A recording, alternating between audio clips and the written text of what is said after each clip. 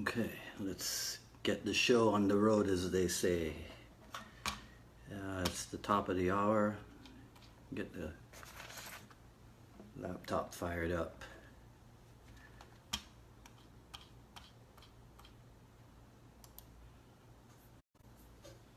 All right.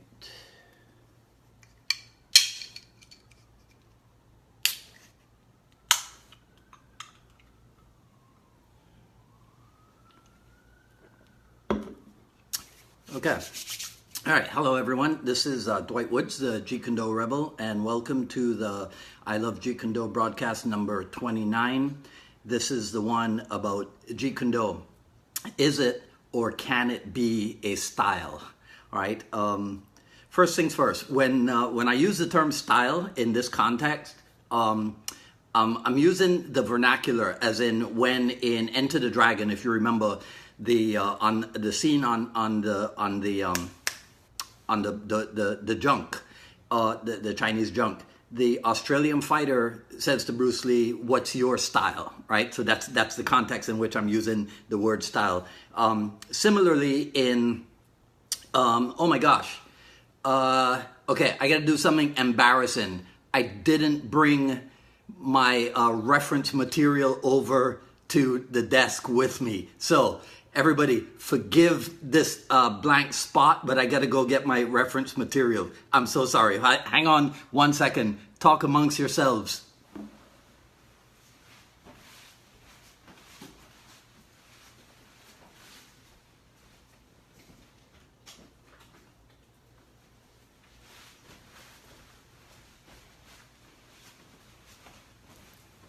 Okay, see this? This is why it's important for me to have my reference materials today, because all of this is the stuff that we're gonna use, right? So, what's your style? Okay, so similarly in the four tenets sign, right? That I believe it was first hung at the Chinatown School, and then it went on to the Kali Academy, and that's the one that says.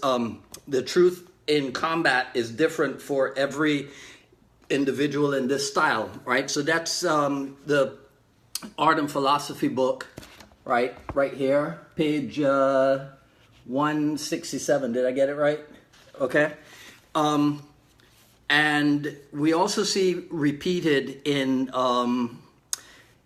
John Little's book, right? So that's the commentaries. This is page 47, where it's Jeet Kune, the fundamentals, Jeet Kune origin and development.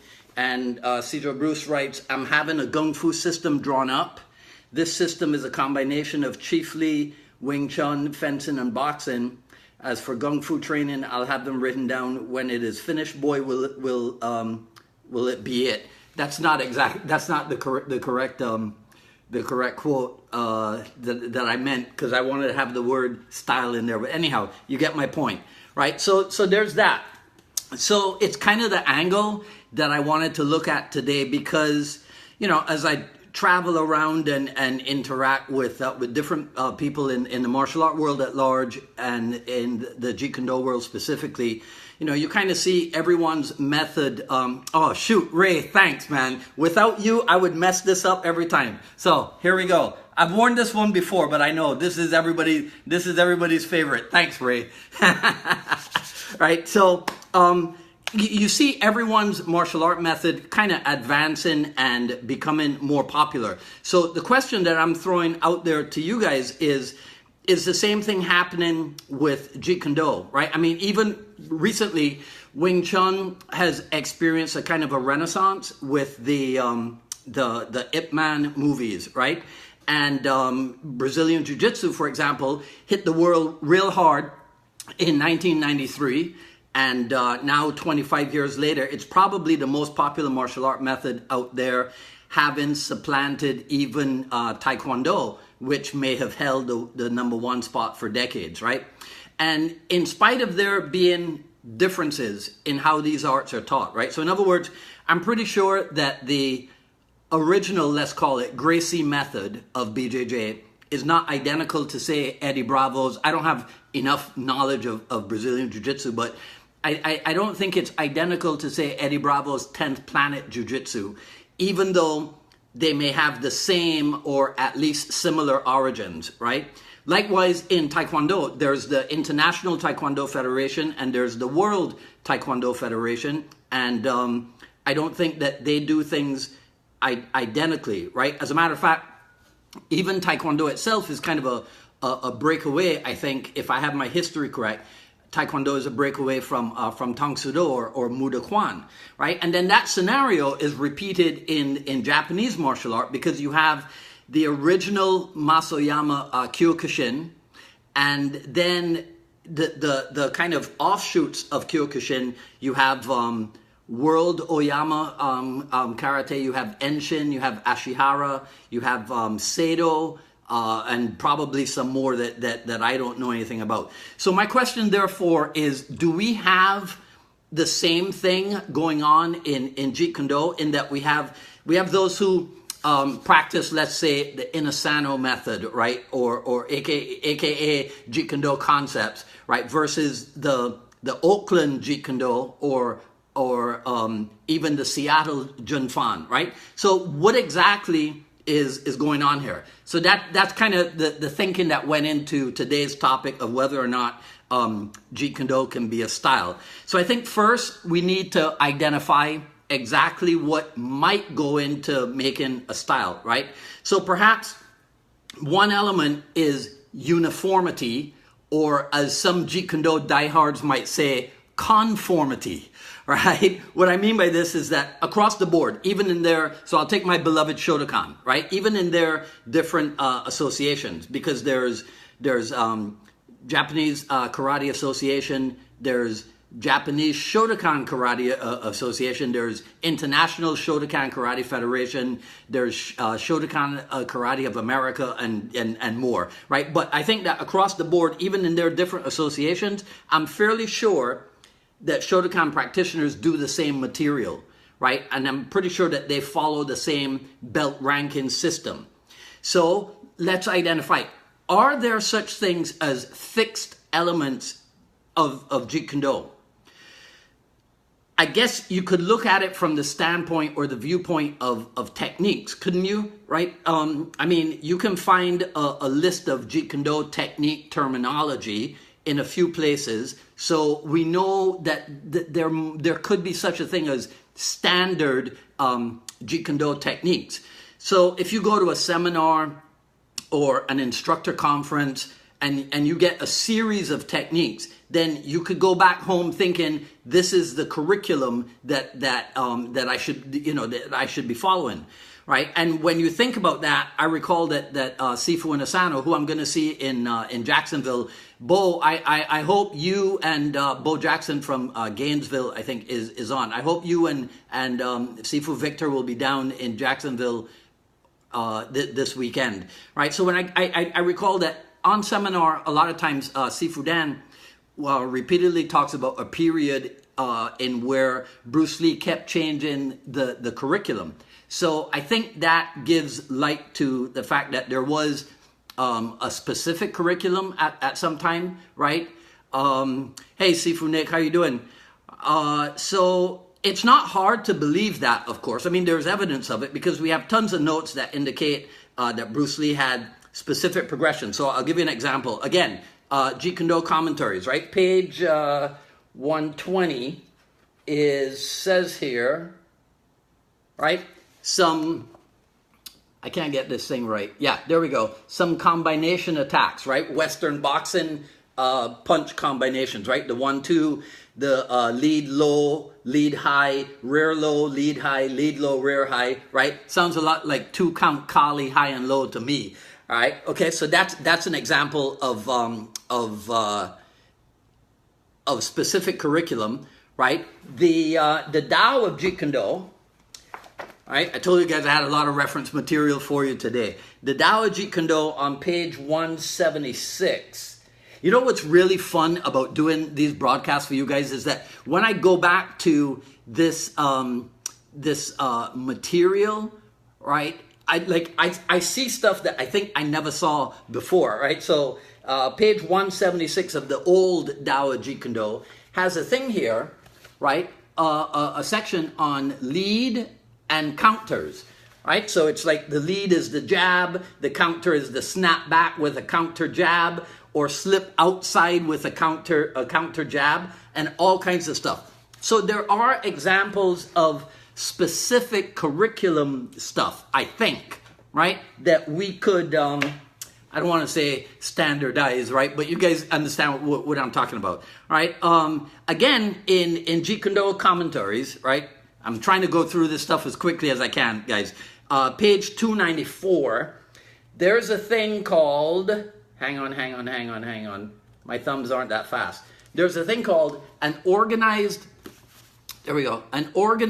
lesson plan for Jeet Kune Do, right? And then pages 300 through 308, there's a thing called, there's the breakdown of the 12 lessons, right? As well as some tips on how to be a good instructor, right? So that if you guys have this book, you should definitely check that out, right? And another thing is that sometimes, you've heard me talk about this before, sometimes, a lot of times in JKD, there's commonality, but then there's not, I made up a word, identicality, right? So again, for example, as I was researching for today's show, right? So I was looking at something as elementary, something as fundamental as the Jeet Kune Do ready position, right? Or the on guard position, or the Bai Zhong.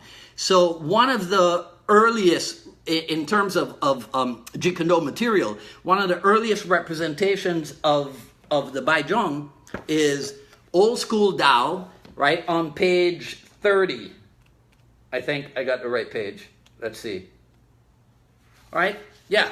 So, Old School Dao of Jeet Kune Do, left lead and right lead of the on guard position. All right? Then in the fighting method, Old School fighting method, right? Page 22. So this is the section on the on guard position, right? Here's another representation of what the Bai Zhong looks like. Okay? Now what's interesting in this is that there's no description in the text about the Bai Zhong. But in the section on footwork, a few pages down on page 42, right? Look at this. The diagram here, see? If you look at, let me see if I can get it. I'm going to mess this up, guys, right? But if you look at it, the diagram that shows the placement of the feet, right? It has what we call the front toe to rear heel alignment, right? So a lot of you guys are familiar with that aspect of the Bai Zhong, right? So that front toe to rear heel alignment is also shown in this book, right? Jeet Kune Do Kickboxing, okay, right? On Old School Kickboxing, Jeet Kune Do Kickboxing on page 13, all right? If you look at this, see, the late great Tim Tackett Jr. And if you look at this diagram here, where my fingers are, it shows front toe to rear heel alignment, right? So commonality, right? If not identicality. But then here's where it gets funky, in a good way, right? In Terry Tom's book, hang on, I don't want to throw stuff off the chair here. In Terry Tom's book, Jeet Kune Do, the arsenal of self-expression, right? On page 35, look at this. On page 35, the Bai Zhong is shown with, it's this picture here. The Bai Zhong is shown not with front toe to rear heel alignment, but front toe to rear arch alignment, which is kind of interesting, right? Because in the other stuff, it wasn't shown that way. So it's shown in Terry Tom's book. And but also on page 36, though, or 37, they do show a representation of something that's close to toe and heel, right? That is repeated over here in in Chinatown Jeet Kune Do, Volume 1, right? So this is page 11, is it? Yeah, right? See? So in this, right, Jeremy Lynch is showing the comparison between toe to arch and then toe to heel. See? So the information is out there, and there's commonality even if there's not identicality, right? So that goes back to the idea that in the different Shotokan organizations, there's a certain amount of commonality and there's a certain amount of identicality, right? I'm making up a word, right? So, but I think that what that is an example of what I call the ongoing evolution of the art of Jeet Kune Do. So in the old days, the Baizhong was taught this way, and then more research and more information came out, and the Baizhong evolved into something not different, but something extra, let's say, right? So there's something similar with that in the four corner parian, the four gate or the four corner parian, but we don't have time to go fully into it. I would mess up the books and what have you. So I'll give you guys some homework. So anybody who has a pen and paper, or when I post the video once we're done, you can look this up for yourself. You want to go back to Chinatown Jeet Kune Do Volume 1. Right, on page 2, there's a representation of the four gates, and then compare that with the representation in Jeet Kune Do Kickboxing on page 134, and then in the Fight and Method book, right? You want to go. It's 21 pages on Parian, right? You want to look through pages 184 through 205. What's interesting is that Cedro Bruce kind of focuses mainly on 2 and then a little bit on a third of the four gates, right? So I guess my point in this is that if someone opted to use the Fight and Method book as their only source, right, then he might come up with a different idea about something as fundamental as the Baizhong. Right? You see what I'm saying? Because in the Fight and Method book, it shows heel to toe only, not heel. Toe to heel, not toe to arch. And so, if you were kind of like the stubborn type, you know the ones out there that say, "Well, I only do what Bruce did," right? Like if he and Bruce Lee were best friends, right? Then they might never realize what was really going on. Because looky here, right? So, in the same Fight and Method book, on page 24, right? So watch this. Don't let me mess it up. On page 24, see? If you look carefully at Bruce Lee's feet, you'll see that he's actually in toe to arch alignment, not toe to heel, even though the diagrams for the footwork show a toe to heel alignment, but the picture shows toe to arch alignment. So that's why you got to kind of keep your eyes open, and keep your ears open and keep your mind open when it comes to this thing that we all love called Jeet Kune Do, right? So, and again, that's the reason for constant analysis and research and development, right? Sifu Dan has said that, I think I mentioned this before, that Jun Fan can be systematized, but maybe Jeet Kune Do can't be. And I think if I get a chance this weekend, I'm going to ask him to clarify that for me, because if I'm doing attack by combination, right? So I'm doing a four hit combination, right? So I'm going jab cross followed by 2 kicks. There's an infinite variety of what I can do with the 2 kicks, even if I keep the 2 punches standard as jab cross. Because I can go front kick to side kick, I can go front kick to hook kick, and that's using the same leg, right? As in, like, using the lead leg. Now, a whole new world opens up if I go lead leg to rear leg.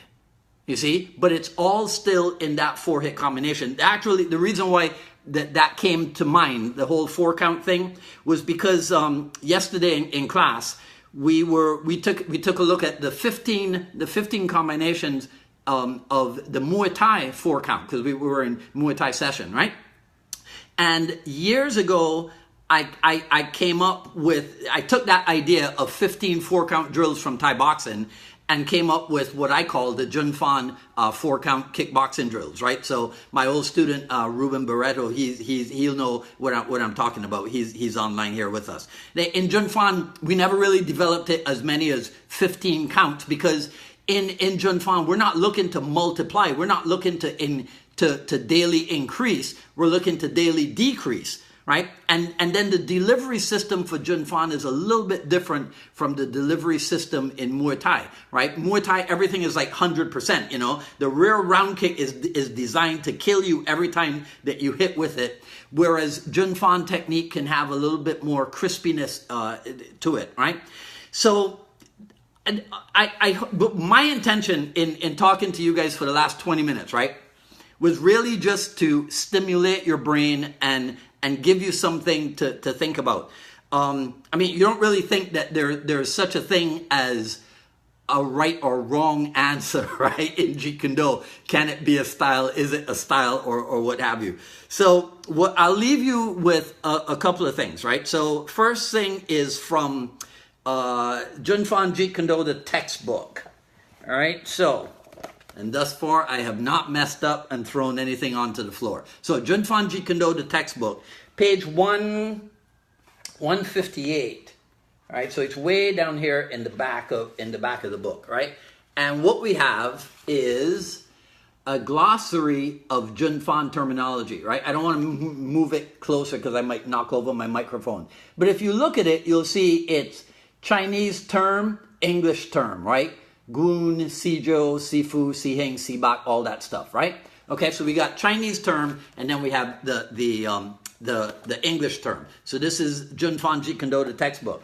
Now, compare and contrast that, right, with JKD terminology on page 168, right? So you guys should be writing all this stuff down so you can go verify it for yourselves. Do like Ronald Reagan said, trust and verify, right? Or but verify. So 168 of the Art and Philosophy book.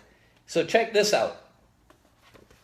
This one says JKD terminology. Now if you look at this, it's not Chinese terms and English translation. It's actually types of training in which the Jeet Kune Do practitioner should engage. So there's stuff like agility training, balance training, broken rhythm training, psychological training, right? So it's all less technique oriented and more guiding principle or concept, if you will, right? I mean, it's some really incredible stuff, right? There's suffix training and prefix training. So again, Ruben Barreto will know what I'm talking about, because prefix and suffix and root is a thing that we talked about and that we trained on in my old academy all the time, right? So compare Junfan terminology approach to Jeet Kune Do terminology approach, right? So then the other thing that I'll leave you with is, let's see, final. Okay, Jeet Kune Do textbook one more time, right? So this is up front on right in the beginning at page 8. And what it is, don't let me mess it up. All right here, this section, okay? It says, on March 27th, 1981, Junfan Gung Fu Jeet Kune was inducted into the Kyushu Federation of the Republic of China, making it a legitimate and recognized martial art. All right, so there is a distinction that Chris Kent points out. It's recognized as a legitimate martial art. So it's an art like Tai Chi Chuan, and not a style like Wing Chun or my beloved Shotokan karate, right? So Okay, so that's it. Again, food for thought, right? I hope I stimulated your brain cells in some way, right? Okay, so that's it for today's broadcast, guys. Be sure to check out the volume 1 of the I Love Jeet Kune Do Quick Skill program at ilovejeetkundo.com. Once I post the video, feel free to like it, to share and comment. I will go through the comments because, again, I apologize. I'm so, ADD that if I start saying hello to guys as they come on board and what have you, I'll go off on too many tangents, right? And Ruben knows what that's like. Right? So I will go through the comments when the video is posted, and I'll answer anything that needs answering, right? And that's it, right? So come back next week. We'll do it all over again here at I Love Jeet Kune Do. Until then, this is Dwight Woods, the Jeet Kune Do Rebel. You guys enjoy the rest of your day. See you next time. Take care.